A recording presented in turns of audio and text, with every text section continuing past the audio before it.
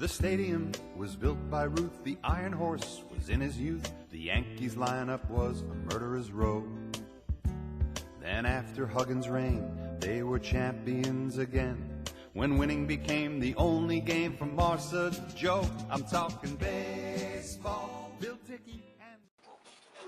I'll start from the beginning then, right? Yes, sir. Okay, so as I was starting to say, we'll talk about Babe Ruth and the Yankees first. I was about 11 years old, living with my aunt, because my mother had passed away when I was 11. So I started living with my aunt and my cousins.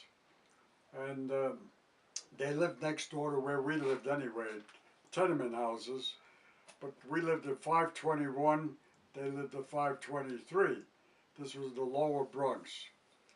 So in 1923, the Yankee Stadium opened up, their new stadium, because for 3 years they had played at the Giant Stadium, which was known as, let me see what they called that, Polo Grounds. Polo Grounds. Yeah, and that was in Manhattan, whereas the Yankee Stadium was at the Bronx, but they had a ramp connecting. So 1924, they were a year old.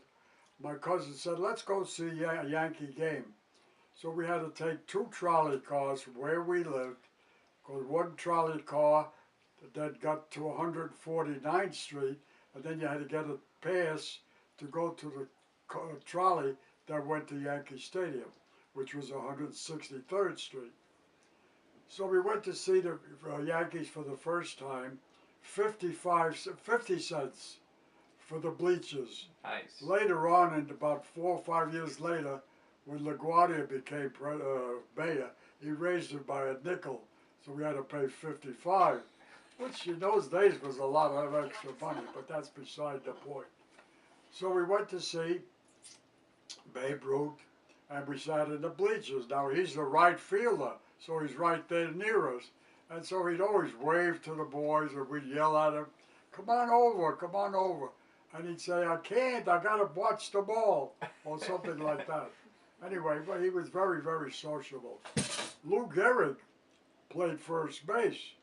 Now Lou Gehrig, in my estimation, was about the best player I ever saw, including DiMaggio and all the rest.